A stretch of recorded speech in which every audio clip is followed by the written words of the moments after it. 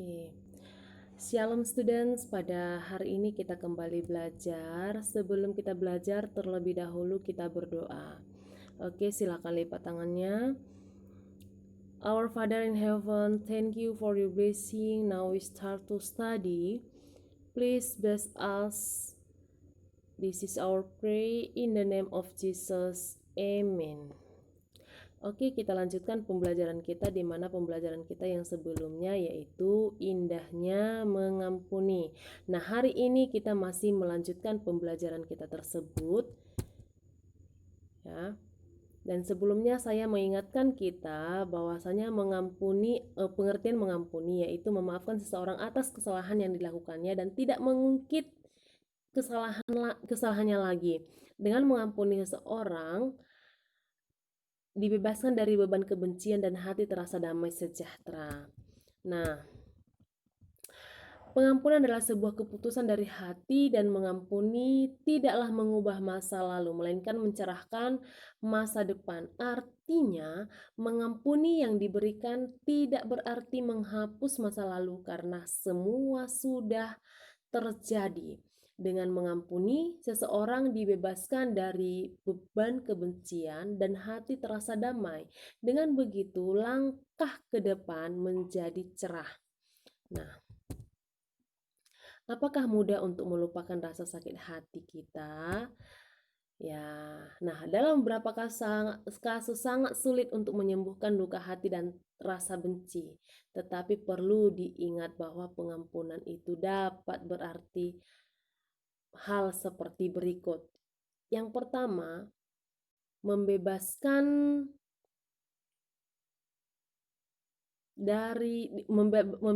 diri dari beban kebencian dengan menggantinya dengan damai sejahtera. Nah, saya mengambil ilustrasi yang ini ya. Di mana ini saya isikan dengan bubuk teh, kan nampak kotor dia. Nah, seharusnya ini kopi ya. Tapi karena persediaan di rumah saya tidak ada kopi, saya berikan bubuk teh yang bisa menjorok. Nah, istilahnya inilah rasa kebencian yang ada di dalam hati kita. Nah, ketika kita gantikan dengan damai sejahtera, nah kita ganti dengan air bersih. Kita tuang seperti ini. Kira-kira apa yang terjadi ketika kita tuang terus menerus dan air di dalam ini tumpah? Otomatis air yang dari dalam itu meluap keluar, dan semua kotoran itu yang akan keluar. Nah, pastinya tergantikan dengan air yang putih. Nah,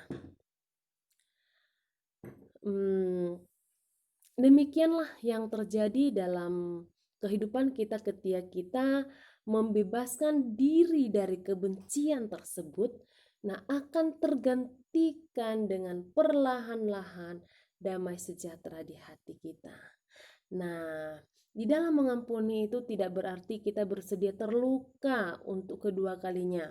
Ya, Yusuf memastikan bahwa saudara-saudaranya telah berubah dan dia tidak akan menjadi korban untuk kedua kalinya. Nah, selanjutnya adalah bagaimana cara mengampuni. Nah, cara mengampuni itu jangan mengingat yang sudah berlalu.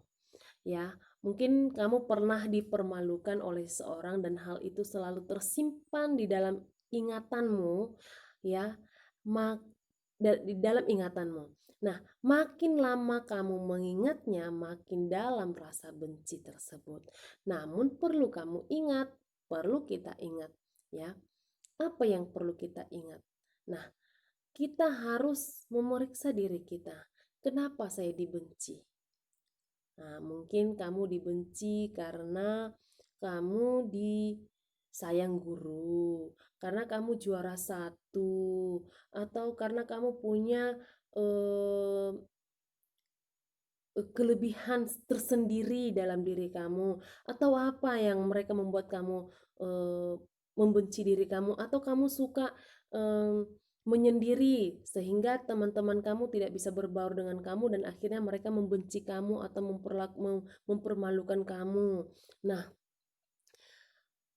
dengan itu kamu bisa menyadari bahwasanya bukan sepenuhnya eh, bahwasanya mereka wajar ya seperti itu, dan kamu bisa menerima bagaimana keadaan yang mereka perbuat kepada kamu. Nah,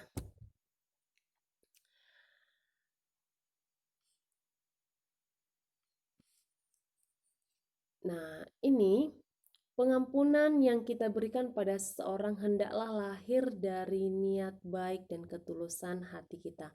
Yusuf pada dasarnya memiliki hati pemaaf. Sejak dia melihat mereka, dia sudah mulai berupaya menciptakan pemulihan hubungan persaudaraan mereka. Amatlah penting untuk menghubungkan pengampunan atau memaafkan dengan memulihkan hubungan. Mengapa demikian? Jika kita mengampuni seseorang, upaya kita tidak berhenti ya hanya pada sekedar mengampuni. Kita juga berupaya memulihkan hubungan kita dengan orang itu. Nah, Yusuf sendiri ya dia dari ya saudara-saudaranya benci kepadanya. Karena apa? Ya, Yusuf dibenci oleh saudara-saudaranya itu karena apa? Karena Yusuf itu anak kesayangannya ayahnya. Nah, sehingga kakak-kakaknya itu sangat iri kepada si Yusuf. Nah, wajar kakak-kakaknya itu iri kepadanya. Namun, sebagai kita anak Tuhan, harus juga bisa belajar untuk mengampuni orang-orang yang ada di sekitar kita eh, karena iri atau ketidaksukaan mereka dari yang kita miliki. Nah, tugas kamu ya baca dengan teliti Matius 18 ayat 22 sampai 35. Ya, ini berisi perumpamaan mengenai orang yang kesalahannya telah diampuni tetapi dia tidak mau mengampuni kesalahan orang lain. Sang raja adalah Tuhan, sedangkan yang berutang adalah umat Tuhan. Simpulan perumpamaan ini terdapat dalam ayat 35. Nah, coba dituliskan pendapatmu tentang bagaimana Alkitab ini dikaitkan dengan topik mengampuni. Bandingkan dengan pengalamanmu seperti yang telah dibahas dalam pengantar pelajaran ini yang sebelumnya. Nah, pelajaran yang sebelumnya ya. Oke, thank you. Ya, cukup untuk hari ini dan kita akan lanjutkan di pertemuan berikutnya.